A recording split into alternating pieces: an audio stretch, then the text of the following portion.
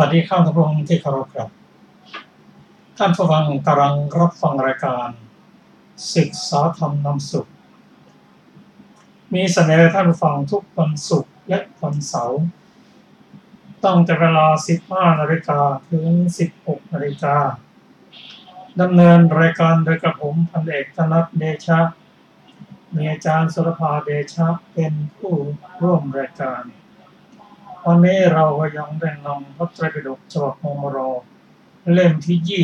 26 มาศึกษากันตั้งแต่ต้นจนถึงหน้า 341ก็เป็นเรื่องที่เกี่ยวกับปฏิจจสมุปบาททั้งหมดอย่างไรก็ตามเราจะเข้าใจพระสูตรนี้จริงขึ้นด้วยการจำหัวข้อปฏิจจสมุปบาท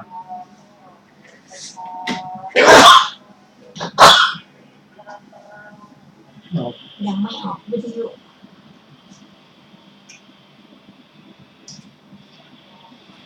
ต้องโทรทางด้านผมต้องโทรหน่อยอ่ะ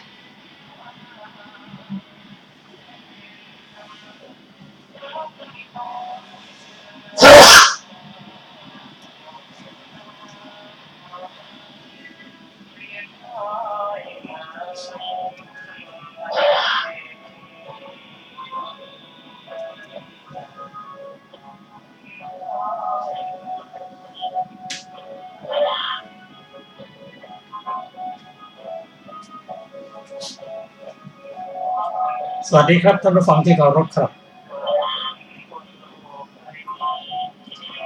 ท่านผู้ฟังกำลังรับฟังรายการศึกษาธรรมนำสุข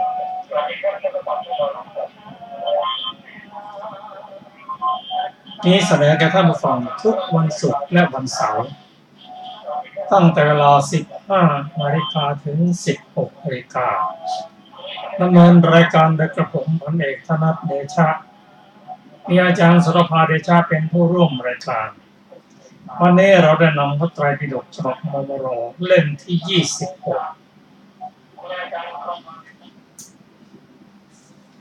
ซึ่งต้องแต่ได้ศึกษามาตั้งหน้าแรกจนถึงหน้า 341ก็เป็นเรื่องเกี่ยวกับปฏิจจสมุปบาททั้งสิ้นก็ทำให้เราได้เข้าใจปฏิจจสมุปบาทอันเป็นเหตุเป็นปัจจัยให้เกิดวัฏฏะเราจะเข้าใจปฏิจจสมุปบาทยิ่งขึ้นด้วยการจำหัวข้อของปฏิจจสมุปบาทอย่างน้อยก็12หัวข้อด้วยกันเริ่มตั้งแต่อวิชชาเป็นปัจจัยแก่สังขารสังขารเป็นปัจจัยแก่วิญญาณวิญญาณเป็นปัจจัยแก่นามรูปนามรูปเป็นปัจจัยแก่สลายตนะสลายตนะเป็นปัจจัยแก่ผัสสะผัสสะเป็นปัจจัยแก่เวทนาเวทนาเป็นปัจจัยแก่ตัณหาตัณหาเป็นปัจจัยแก่อุปทานังอุปทานะเป็นปัจจัยแก่ภพภพเป็นปัจจัยแก่ชาติชาติเป็นปัจจัยแก่ชรามรณะโสกปริเทวทุกขโทมนัสและอุปยาสกองทุกข์ทั้งหมดทั้งสิ้นก็เกิดขึ้นด้วยประการชนิด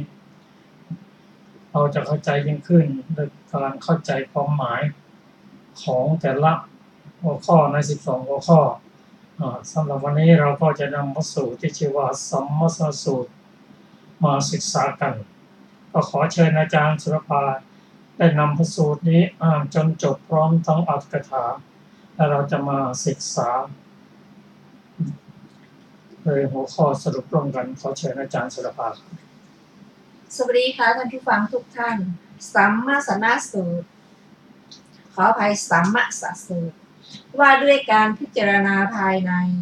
ข้าพเจ้าได้สดับมาอย่างนี้สมัยหนึ่งพระผู้มีพระภาคเจ้าประทับอยู่ณกัมมาสธรรมนิคมของชาวกุรุณกุรุชนบท ณที่นั้นแลพระผู้มีพระภาคเจ้าได้ตรัสเรียกภิกษุทั้งหลายพวกภิกษุทูลรับพระดำรัสของพระผู้มีพระภาคเจ้าพระผู้มีพระภาคเจ้าได้ตรัสว่าดูก่อนภิกษุทั้งหลายเธอทั้งหลายเมื่อพิจารณาย่อมพิจารณาปัจจัยภายในบ้างหรือไม่เมื่อพระองค์ตรัสถามอย่างนี้แล้วมีภิกษุรูปหนึ่งได้กราบทูลเนื้อความนี้ขึ้นแด่พระองค์ว่าข้าแต่พระองค์ผู้เจริญข้าพระองค์เมื่อพิจารณาย่อมพิจารณาปัจจัยภายในพระเจ้าข้าพระองค์จึงตรัสถามว่าเมื่อเธอพิจารณาย่อมพิจารณาปัจจัยภายในอย่างไรทันใดนั้นแลภิกษุรูปนั้นก็ทูลเล่าถวายให้ทรงทราบแต่ก็ไม่ถูกพระหฤทัยของพระผู้มีพระภาคเจ้า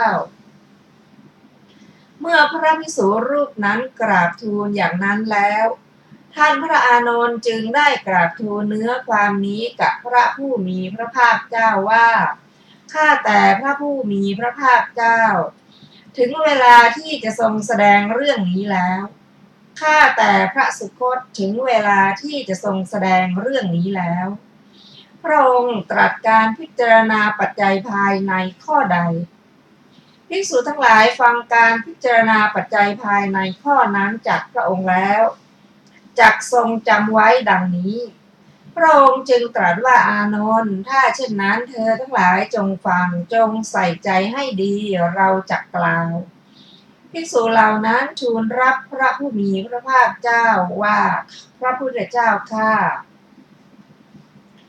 พระผู้มีพระภาคเจ้าได้ตรัสว่าดูก่อนภิกษุทั้งหลาย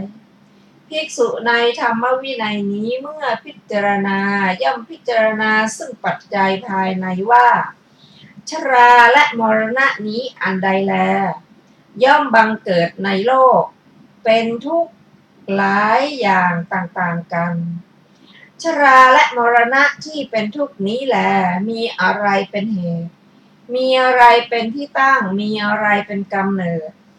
มีอะไรเป็นแดนเกิดเมื่ออะไรมีชราและมรณะจึงมีเมื่อเธอพิจารณาอยู่ย่อมรู้ได้อย่างนี้ว่าชราและมรณะนี้อันใดแลย่อมบังเกิดขึ้นในโลกเป็นทุกข์หลายอย่างต่างๆกันชราและมรณะที่เป็นทุกข์นี้แลมีอุปธิเป็นเหตุมีอุปธิเป็นที่ตั้งมีอุปธิเป็นกำเนิดมีอุปธิเป็นแดนเกิดเมื่ออุปธิมีชราและมรณะจึงมีเมื่ออุปธิไม่มีชราและมรณะก็ไม่มีเธอย่อมทราบชัดซึ่งชราและมรณะย่อมทราบชัดซึ่งความเกิดแห่งชราและมรณะย่อมทราบชัดซึ่งความดับแห่งชราและมรณะและย่อมทราบชัดถึงปฏิปทาอันสมควรเครื่องให้ถึงความดับแห่งชราและมรณะและเธอย่อมเป็นผู้ปฏิบัติตามนั้นชื่อว่าเป็นผู้ประพฤติตามธรรมดูก่อนภิกษุทั้งหลายเราเรียกภิกษุรูปนี้ว่าเป็นผู้ปฏิบัติเพื่อความสิ้นทุกข์เพื่อความดับไปแห่งชราและมรณะโดยชอบทุกประการอีกประการหนึ่งภิกษุเมื่อพิจารณาย่อมพิจารณาซึ่งปัจจัยภายในว่าก็อุปธิอันนี้มีอะไรเป็นเหตุมีอะไรเป็นที่ตั้งมีอะไรเป็นกำเนิดมีอะไรเป็นแดนเกิดเมื่ออะไรมีอุปธิจึงมีเมื่ออะไรไม่มีอุปธิจึงไม่มีเมื่อเธอพิจารณาอยู่ย่อมรู้ได้อย่างนี้ว่าอุปธิมีตัณหาเป็นเหตุมีตัณหาเป็นที่ตั้งมีตัณหาเป็นกำเนิดมีตัณหาเป็นแดนเกิดเมื่อตัณหามีอุปธิจึงมีเมื่อตัณหาไม่มีอุปธิก็ไม่มีเธอย่อมทราบชัดถึงอุปธิย่อมทราบชัดซึ่งเหตุเกิดแห่งอุปธิย่อมทราบชัดซึ่งความดับแห่งอุปธิย่อมทราบชัดซึ่งปฏิปทาอันสมควรเครื่องให้ถึงความดับแห่งอุปธิ และย่อมเป็นผู้ปฏิบัติตามนั้นชื่อว่าเป็นผู้ประพฤติตามธรรมดูก่อนภิกษุทั้งหลายเราเรียกภิกษุรูปนี้ว่าเป็นผู้ปฏิบัติเพื่อความสิ้นทุกข์เพื่อความดับแห่งอุปธิโดยชอบทุกประการอีกประการหนึ่งภิกษุเมื่อพิจารณาย่อมพิจารณาซึ่งปัจจัยภายในว่าก็ตัณหานี้เมื่อเกิดขึ้นย่อมเกิดขึ้นในที่ไหนเมื่อตั้งอยู่ย่อมตั้งอยู่ในที่ไหนเมื่อเธอพิจารณาอยู่ย่อมรู้อย่างนี้ว่าที่ใดแลเป็นที่รักเป็นที่ชื่นใจในโลกตัณหาเมื่อเกิดขึ้นย่อมเกิดขึ้นในที่นั้นเมื่อตั้งอยู่ย่อมตั้งอยู่ในที่นั้นก็อะไรเล่าเป็นที่รักเป็นที่ชื่นใจในโลกตาเป็นที่รักเป็นที่ชื่นใจในโลกหูเป็นที่รักเป็นที่ชื่นใจในโลกจมูกเป็นที่รักเป็นที่ชื่นใจในโลกลิ้นเป็นที่รักเป็นที่ชื่นใจในโลกกายเป็นที่รักเป็นที่ชื่นใจในโลกใจเป็นที่รักเป็นที่ชื่นใจในโลกตัณหานั้นเมื่อเกิดขึ้นย่อมเกิดขึ้นที่ใจนั้นเมื่อตั้งอยู่ย่อมตั้งอยู่ที่ใจนั้นดูก่อนภิกษุทั้งหลายสมณะหรือพราหมณ์เหล่าใดเหล่าหนึ่งในอดีตการได้เห็นอารมณ์อันเป็นที่รักเป็นที่ชื่นใจในโลกนั้นโดยความเป็นของเที่ยงโดยความเป็นสุขโดยความเป็นตัวตนโดยความเป็นของไม่มีโรคโดยความเป็นของเกษมสมณะหรือพราหมณ์เหล่านั้นชื่อว่าทำตัณหาให้เจริญสมณะหรือพราหมณ์เหล่าใดทำตัณหาให้เจริญขึ้นแล้วสมณะหรือพราหมณ์เหล่านั้นชื่อว่าทำอุปธิให้เจริญขึ้นสมณะหรือพราหมณ์เหล่าใดมาทำอุปธิให้เจริญขึ้นแล้วสมณะหรือพราหมณ์เหล่านั้นชื่อว่าทำทุกข์ให้เจริญขึ้นสมณะหรือพราหมณ์เหล่าใดทำทุกข์ให้เจริญขึ้นแล้วสมณะหรือพราหมณ์เหล่านั้นชื่อว่าไม่พ้นจากชาติชรามรณะโศกปริเทวะทุกโทมนัสและอุปาญาสเรากล่าวว่าเขาไม่พ้นแล้วจากทุกข์ได้เลยดูก่อนภิกษุทั้งหลายสมณะหรือพราหมณ์เหล่าใดเหล่าหนึ่งในอนาคตการจากเห็นอารมณ์มันเป็นที่รักเป็นที่ชื่นใจในโลกนั้นโดยความเป็นของเที่ยงโดยความเป็นสุขโดยความเป็นตัวตนโดยความเป็นของไม่มีโรคโดยความเป็นของเกษมสมณะหรือพราหมณ์เหล่านั้นชื่อว่าจักทำตัณหาให้เจริญสมณะหรือพราหมณ์เหล่าใดจักทำตัณหาให้เจริญขึ้นสมณะหรือพราหมณ์เหล่านั้นจักชื่อว่าจักทำอุปธิให้เจริญขึ้นสมณะหรือพราหมณ์เหล่าใดจักทำอุปธิให้เจริญขึ้นสมณะหรือพราหมณ์เหล่านั้นชื่อว่าทำทุกข์ให้เจริญขึ้นสมณะหรือพราหมณ์เหล่าใดจักทำทุกข์ให้เจริญขึ้นสมณะหรือพราหมณ์เหล่านั้นชื่อว่าจักไม่พ้นไปจากชาติชรามรณะโสกปริเทวะทุกโทมนัสและอุปาญาสเรากล่าวว่าเขาจักไม่พ้นไปจากทุกข์ได้เลยดูก่อนภิกษุทั้งหลายสมณะหรือพราหมณ์เหล่าใดเหล่าหนึ่งในปัจจุบันเห็นอารมณ์อันเป็นที่รักเป็นที่ชื่นใจในโลกนั้นโดยความเป็นของเที่ยงโดยความเป็นสุขโดยความเป็นตัวตนโดยความเป็นของไม่มีโรคโดยความเป็นของเกษมสมณะหรือพราหมณ์เหล่านั้นชื่อว่าย่อมทำตัณหาให้เจริญขึ้นสมณะหรือพราหมณ์เหล่าใดทำตัณหาให้เจริญขึ้นสมณะหรือพราหมณ์เหล่านั้นชื่อว่าย่อมทำอุปธิให้เจริญขึ้นสมณะหรือพราหมณ์เหล่าใดทำอุปธิให้เจริญขึ้นสมณะหรือพราหมณ์เหล่านั้นชื่อว่าย่อมทำทุกข์ให้เจริญขึ้น สมณะหรือพราหมณ์เหล่าใดทำทุกข์ให้เจริญขึ้นสมณะหรือพราหมณ์เหล่านั้นย่อมไม่พ้นไปจากชาติชรามรณะโสกะปริเทวะทุกโทมนัสและอุปาญาตเรากล่าวว่าเขาย่อมไม่พ้นไปจากทุกข์ได้เลยดังนี้ดูก่อนภิกษุทั้งหลายขันธ์สำริดที่ใส่น้ำที่ถึงพร้อมด้วยสีกลิ่นและรสแต่ว่าเจือด้วยยาพิษทันใดนั้นมีบุรุษเดินฝ่าความร้อนอบอ้าวเหน็ดเหนื่อยเมื่อยล้ามากระหายน้ำคนทั้งหลายจึงได้พูดกับบุรุษผู้นั้นอย่างนี้ว่านายขันธ์สำริดที่ใส่น้ำนี้ถึงพร้อมด้วยสีกลิ่นและรสแต่ว่าเจือยาพิษถ้าท่านประสงค์ก็จงดื่มเถิดเพราะว่าเมื่อดื่มน้ำนั้นก็จักซาบซ่านด้วยสีบ้างกลิ่นบ้างรสบ้างก็แหละครั้นดื่มเข้าไปแล้วตัวท่านจะถึงความตายหรือถึงความทุกข์แทบตายเพราะการดื่มนั้นเป็นเหตุดังนี้บุรุษนั้นผุนผันไม่ทันพิจารณาดื่มน้ำนั้นเข้าไปไม่บ้วนทิ้งเลยเขาก็พึงถึงความตายหรือถึงทุกข์แทบตายเพราะการดื่มน้ำนั้นเป็นเหตุทันทีแม้ฉันใดดูก่อนภิกษุทั้งหลายสมณะหรือพราหมณ์เหล่าใดเหล่าหนึ่งในอดีตการได้เห็นอารมณ์อันเป็นที่รักเป็นที่ชื่นใจในโลกในอนาคตการสมณะหรือพราหมณ์เหล่าใดเหล่าหนึ่งในปัจจุบันนี้เห็นอารมณ์อันเป็นที่รักเป็นที่ชื่นใจในโลกนั้นโดยความเป็นของเที่ยงโดยความเป็นทุกข์โดยความเป็นตัวตนโดยความเป็นของไม่มีโรคโดยความเป็นของเกษมสมณะหรือพราหมณ์เหล่านั้นชื่อว่าย่อมทำตัณหาให้เจริญขึ้น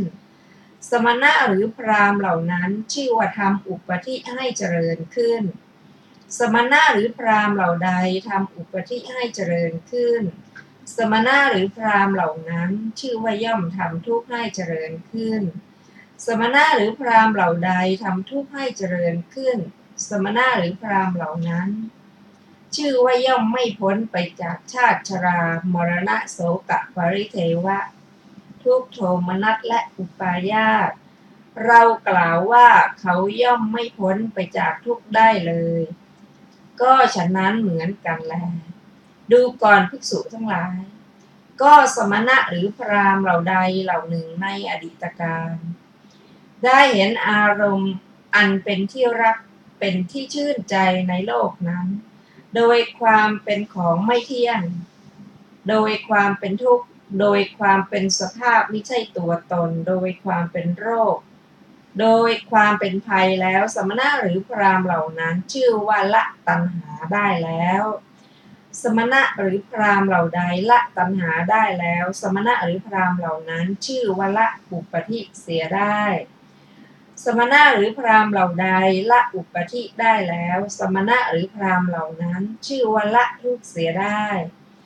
สมณะหรือพราหมณ์เหล่าใดละทุกข์ได้แล้วสมณะหรือพราหมณ์เหล่านั้นชื่อว่าพ้นแล้วจากชาติชรามรณะโสกะปริเทวะทุกโทมนัสและอุปาญาตได้เรากล่าวว่าสมณะหรือพราหมณ์เหล่านั้นพ้นแล้วจากทุกข์ได้อันหนึ่งสมณะหรือพราหมณ์เหล่าใดเหล่าหนึ่งในอนาคตการจะเห็นอารมณ์อันเป็นที่รักเป็นที่ชื่นใจในโลกนั้นโดยความเป็นของไม่เที่ยงโดยความเป็นทุกข์โดยความเป็นสภาพมิใช่ตัวตนโดยความเป็นโรคโดยความเป็นภัยสมณะหรือพราหมณ์เหล่านั้นจักละตัณหาได้เรากล่าวว่าสมณะหรือพราหมณ์เหล่านั้นจักพ้นทุกข์ดังนี้ดูก่อนภิกษุทั้งหลายอันหนึ่งสมณะหรือพราหมณ์เหล่าใดเหล่าหนึ่งในปัจจุบันการย่อมเห็นอารมณ์มันเป็นที่รักเป็นที่ชื่นใจในโลกโดยความเป็นของไม่เที่ยงโดยความเป็นทุกข์โดยความเป็นสภาพมิใช่ตัวตนโดยความเป็นโรคโดยความเป็นภัยสมณะหรือพราหมณ์เหล่านั้นย่อมละตัณหาได้สมณะหรือพราหมณ์เหล่าใดย่อมละตัณหาได้สมณะหรือพราหมณ์เหล่านั้นชื่อว่าย่อมละอุปธิได้ สมณะหรือพราหมณ์เหล่าใดย่อมละอุปาทิได้สมณะหรือพราหมณ์เหล่านั้นชื่อว่าย่อมละทุกข์ได้สมณะหรือพราหมณ์เหล่าใดย่อมละทุกข์ได้สมณะหรือพราหมณ์เหล่านั้นชื่อว่าย่อมพ้นจากชาติชรามรณะโศกปริเทวะทุกขโทมนัสและอุปาญาสเรากล่าวว่าสมณะหรือพราหมณ์เหล่านั้นย่อมพ้นจากทุกข์ได้ดังนี้ดูก่อนภิกษุทั้งหลายแก้วเหล้าที่พร้อมด้วยสีกลิ่นและรสแต่ว่าเจือด้วยยาพิษทันใดนั้นมีบุรุษเดินฝ่าความอบอ้าวเหน็ดเหนื่อยเมื่อยล้ามากระหายน้ำคนทั้งหลายจึงได้พูดกับบุรุษผู้นั้นอย่างนี้ว่านายแก้วเหล้าที่ถึงพร้อมด้วยสีกลิ่นและรสแต่ว่าเจือด้วยยาพิษถ้าท่านประสงค์ก็จงดื่มเถิดเพราะว่าเมื่อดื่มเหล้านั้นก็จักซาบซ่านด้วยสีบ้างกลิ่นบ้างรสบ้างก็และครั้นดื่มเข้าไปแล้วตัวท่านจักถึงความตายหรือทุกข์แทบตายเพราะการดื่มนั้นเป็นเหตุดังนี้ดูก่อนภิกษุทั้งหลาย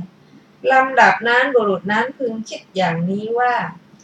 เหล้านี้เราดื่มแล้วเราอาจจะบรรเทาได้ด้วยน้ำเย็นด้วย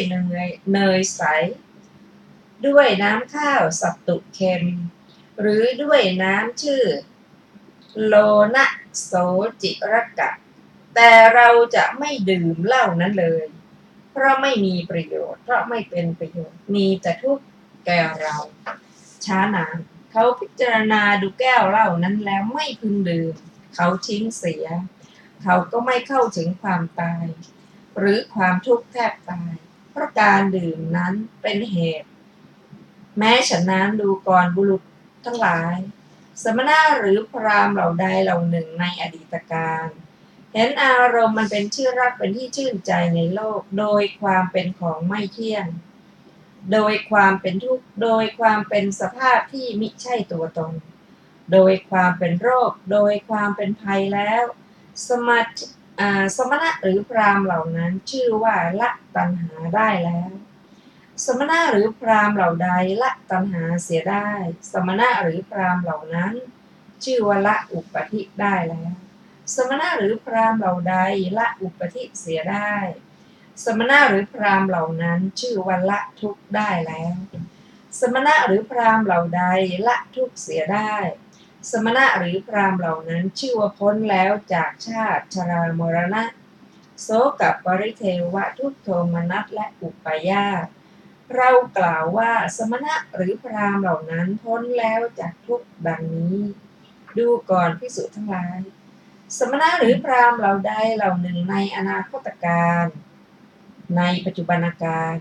ย่อมเห็นอารมณ์มันเป็นที่รักที่ชื่นใจในโลกโดยความเป็นของไม่เที่ยงโดยความเป็นทุกข์โดยความเป็นสภาพมิใช่ตัวตนโดยความเป็นโรคโดยความเป็นภัยสมณะหรือพราหมณ์เหล่านั้นชื่อว่าย่อมละตัณหาได้สมณะหรือพราหมณ์เหล่าใดย่อมละตัณหาได้สมณะหรือพราหมณ์เหล่านั้นชื่อว่าย่อมละอุปธิได้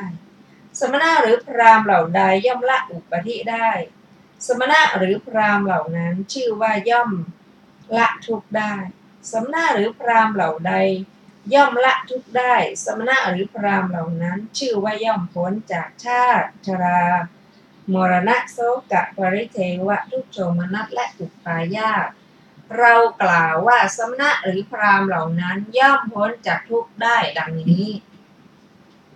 อรรถกถาสัมมัสสสูตรที่ 6ในสัมมัสสสูตรที่ 6มีวินิจฉัยดังต่อไปนี้บทว่าอามันเตสิความว่าถามว่าเพราะเหตุไรจึงตรัสเรียกตอบว่าเพราะพระธรรมเทศนาสุขุมนำพระไตรลักษณ์มาปรากฏเล่ากันว่าในชนบทนั้นพวกมนุษย์เป็นคนมีเหตุผลมีปัญญาได้ยินว่าโภชนาอาหารทั้งหลายในชนบทนั้นละเอียดอ่อนเมื่อประชาชนบริโภคโภชนาอาหารเหล่านั้นปัญญาก็งอกงามพวกเขาสามารถแทงตลอดธรรมกถาที่ลึกซึ้งซึ่งนำพระไตรลักษณ์มาได้เพราะเหตุนั้นแหละพระผู้มีพระภาคเจ้า จึงได้ตรัสพระสูตรที่ลึกซึ้งแม้อื่นๆมีอาทิอย่างนี้คือมหาสติปัฏฐานสูตรมหานิทานสูตรอาเนนชสัปปายสูตรในทีฆนิกายและมัชฌิมนิกายจุลนิทานสูตรเป็นต้นในสังยุตตนิกายในชนบทนั้นทีเดียวบทว่าสามมสัทธะโนได้แก่พิจารณาหนอบทว่าอันตรังสัมมสังได้แก่พิจารณาปัจจัยภายในบทว่านะโสภิกขุภัคคะวัตโตจิตตังอาราเทสิความว่าภิกษุนั้นไม่พยากรณ์อย่างนั้นเมื่อพยากรณ์ด้วยอำนาจอาการ32จึงไม่อาจยึดพระอัธยาศัยของพระผู้มีพระภาคเจ้าผู้มีพระประสงค์จะให้พยากรณ์ด้วยอำนาจปัจจัยาการบทว่าเอตทะโวจะความว่าเทศนาไม่เป็นไปตามเทศนาไม่ไปตามอนุสนธิได้ตรัสคำนี้เพื่อเทศนาคำนั้นไปตามอนุสนธิบทว่าเตนะหานันทะสุนาถะนี้เป็นบทไม่แตกต่างกันในพุทธวจนะคือพระไตรปิฎกจริงอยู่ในที่อื่นชื่อว่าคำที่กล่าวอย่างนี้ไม่มีบทว่าอุปธินิทานังได้แก่มีอุปธิคือขันธ์เป็นเหตุจริงอยู่ขันธ์ห้าในที่นี้ท่านเรียกอุปธิอุปัชชติแปลว่าย่อมเกิดบทว่านิวิสติความว่าย่อมยึดมั่นด้วยอำนาจความประพฤติบ่อยๆบทว่ายังโลเกปิยรูปังสาตรูปังความว่ารูปใดเป็นปิยสภาวะและมัทุรสสภาวะในโลกพึงทราบวินิจฉัยในคำว่าจักขุงโลเกเป็นต้นดังต่อไปนี้จริงอยู่สัตว์ทั้งหลายในโลกยึดมั่นโดยถือว่าเป็นของเราในจักษุเป็นต้นตั้งอยู่ในสมบัติสรุปภาษาทรูปทั้งห้าอันผ่องใสโดยทำนองแห่งการยึดถือจักษุของตนว่าเป็นนิมิตในแว่นกระจกเป็นต้นเหมือนสีหบัญชรแก้วมณีที่ยกขึ้นในวิมานทองย่อมสำคัญจักขุประสาทนั้นเหมือนก้านเงินและสายสังวาลสำคัญคานประสาทที่ได้โวหารว่าตังคนาสาจมูกสูงเหมือนเกลียวหรดานที่เขาวางไว้สำคัญชิวหาประสาทะนุ่มสนิทเป็นที่รับรสอร่อยเหมือนผ้ากำพลอ่อนสำคัญกายประสาทเหมือนเมล็ดสาละและเสาระเนียดทองคำสำคัญว่าใหญ่ยิ่งไม่เหมือนกับใจของชนเหล่าอื่นบทว่านิจจโต อัตถะนิจจโตอัตถะขุงความว่าได้เห็นว่าเที่ยงแม้ในบทที่เหลือก็นัยยะนี้บทว่านะปริมุตจึงสุขทุกขสมาความว่าหลุดพ้นจากวัฏทุกข์แม้ทั้งสิ้นบทว่าทักขิตสันติแปลว่าจักเห็นบทว่าอาปานียกังโส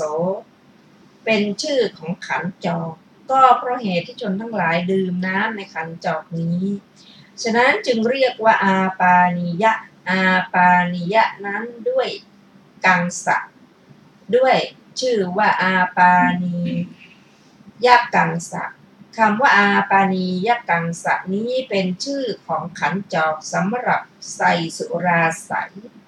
แต่ที่มันตั้งอยู่ในขันธ์สำริดนั้นแลท่านกล่าวไว้อย่างนั้นว่าเพราะพระบาลีว่าวันนะสัมปันโนถึงพร้อมด้วยสีบทว่าคัมมาพิตโตแปลว่าถูกความร้อนแผดเผาบทว่าคัมมะปเรโตแปลว่า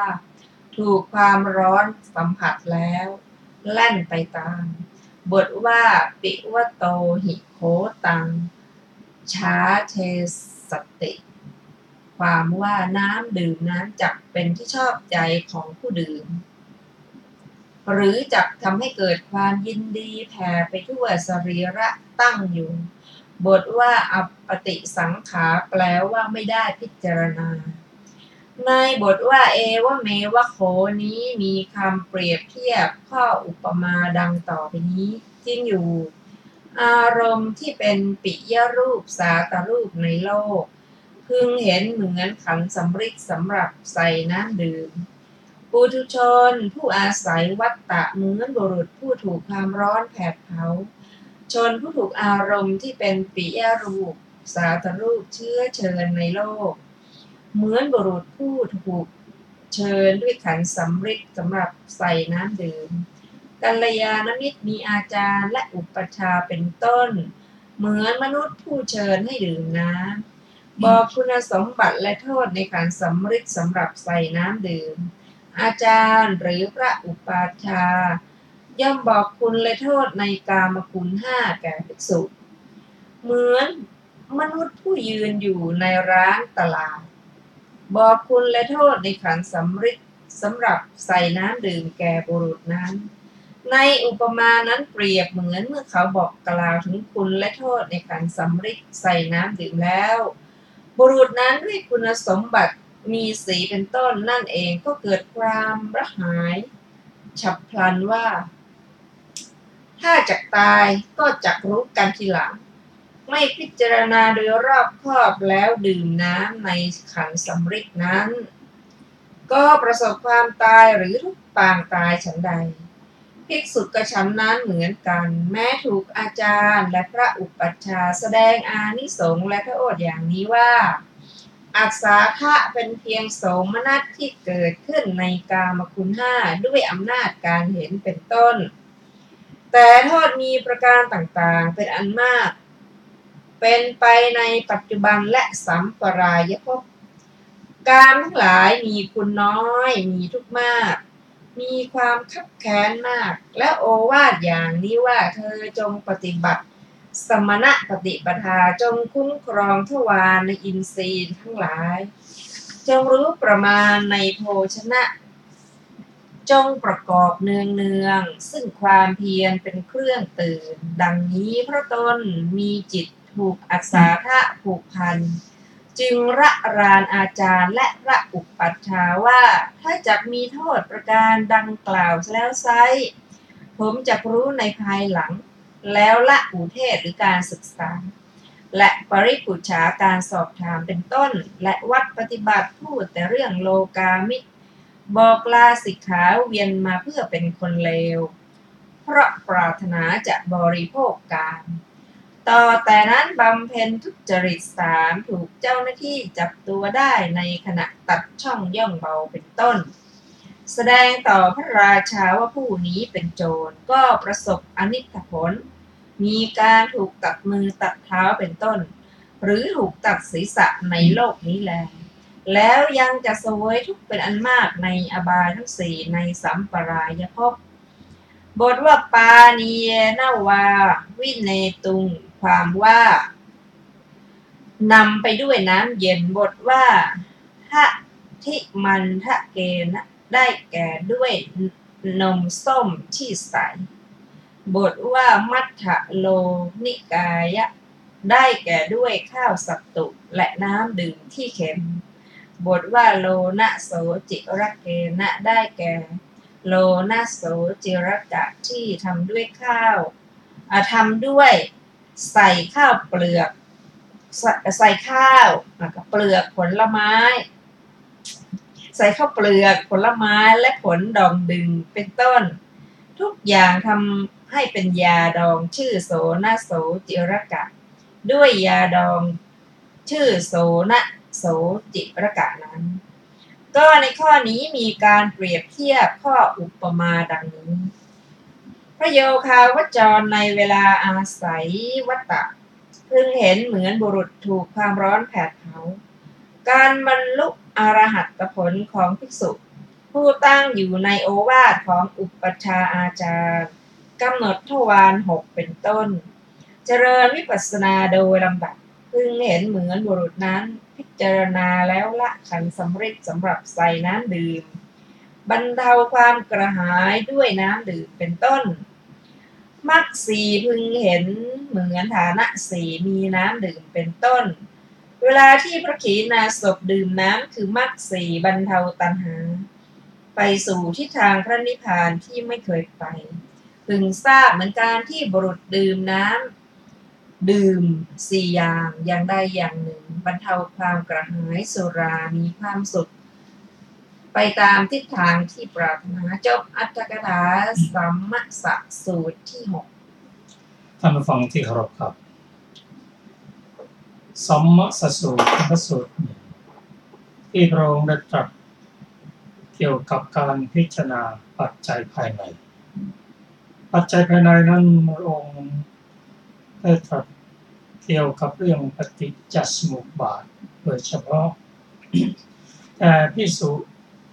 ผู้ที่กราบทูลเอาเจ้าว่าเวลาพิจารณา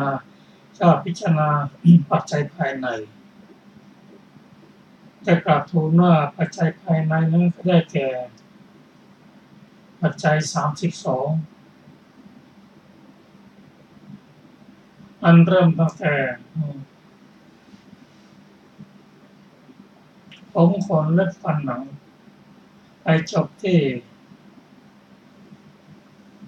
ธาตุน้ำเป็นอาการ32ซึ่งไม่ตรงกับหลักปฏิจจสมุปบาทพระองค์ได้กล่าวว่าไม่ตรงส่วนพระอานนท์นั้นต้องกราบทูลว่าพระองค์ได้ตรัสเกี่ยวกับปัจจัยภายในเพื่อภิกษุจะได้จำไว้เพื่อจะได้นำไปปฏิบัติต่อไปครับรายละเอียดนั้นเราจะศึกษากันในวันพรุ่งนี้นะครับสำหรับวันนี้ก็จบลงในเวลาขอบคุณท่านผู้ฟังทุกท่านที่ติดตามรายการนี้ครับพบกันวันเสาร์คือวันพรุ่งนี้เวลาเดียวกันสำหรับวันนี้สวัสดีครับสวัสดีค่ะ